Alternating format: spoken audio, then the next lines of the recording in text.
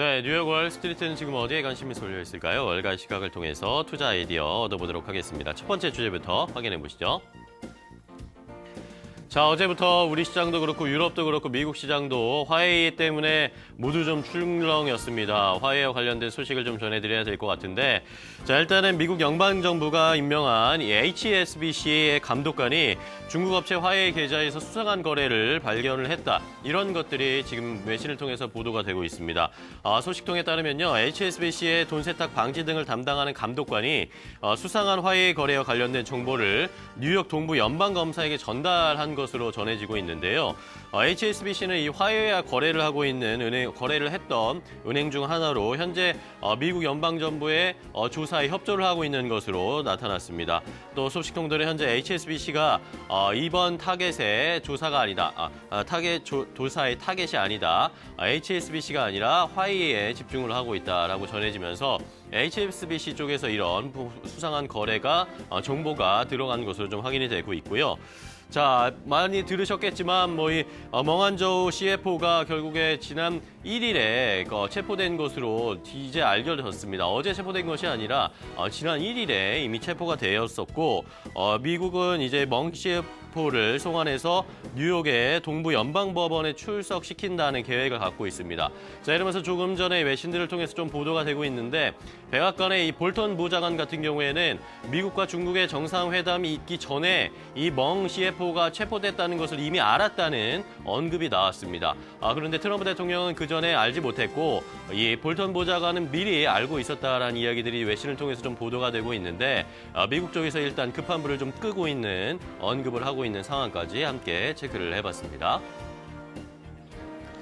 자, 다음 살펴볼 이야기 제이미 다이먼 회장의 이야기를 또 확인해 보겠습니다. JP모건의 제이미 다이먼 회장 같은 경우에는요, 현재 시장에 굉장히 출렁거리고 변동성이 큰 것은 역시 이 무역적 관련된 분쟁, 무역 전쟁 때문이다라고 이야기를 했습니다. 현재 시장의 정치, 유가 및 여러 가지 위험 요소가 좀 공존을 하고 있지만 가장 중요하고 큰 영향을 미치는 것은 역시 이 무역 이슈다라고 다이먼 회장은 이야기했는데, 현재 트레이더들과 기업의 CEO들 그리고 다른 시장 참가자들이 과연 무역 이슈가 얼마나 더 악화될 것인가를 계산을 하면서 계산기를 두드리고 있다라고 이야기를 했는데요. 현재 무역 상황은 일단 소규모 접전이다라고 이야기를 했습니다. 이렇게 표현하고 싶다라고 다이먼 회장은 얘기했고, 기업 리더들이 새로운 공급 라인을 찾도록 만들고 투자를 제고하려 하거나 미루도록 만들고 있는데, 이것은 결국 불확실성을 키우고 변동성으로 나타나게 됐다라고 하면서 무역 전쟁이 역시 걱정스럽다는 이야기 함께 하고 있었습니다. 다이먼 CEO는 미국과 중국이 이제 90일 안에 과연 무역 협상 타결할 수 있을지 조금 어려울 것이다라고 이야기를 하면서, 그래도 그 중간중간 조금씩 성과는 나올 수 있을 것이다라고 기대하면서 본인도 좋은 협상의 결과가 나오길 기대한다라고 다이먼 회장의 이야기까지 함께 체크를 해보셨습니다.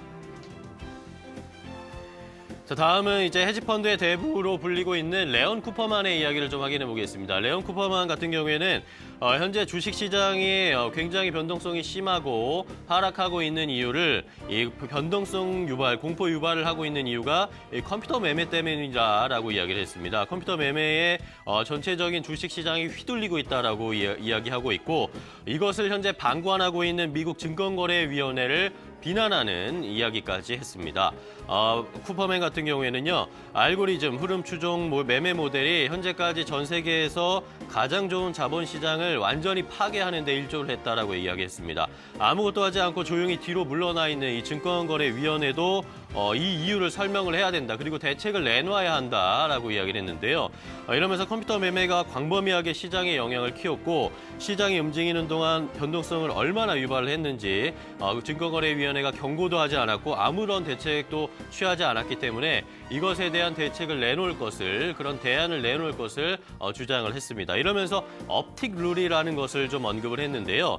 이 업틱 룰이라는 것이 공매도를 할 경우에 시장 가격 밑으로는 이 호가를 낼 수 없도록 하는 그런 규정입니다. 이렇게 되면 업틱 룰이 있게 되면 공매도를 하더라도 이 주가를 떨어뜨리는 주식을 팔 수 없기 때문에 이 공매도로 인한 주가 하락이 좀 제한되기 때문에 이런 업틱 룰을 도입하는 것이 어떠냐라고 있다라고 이야기를 하고 있었습니다.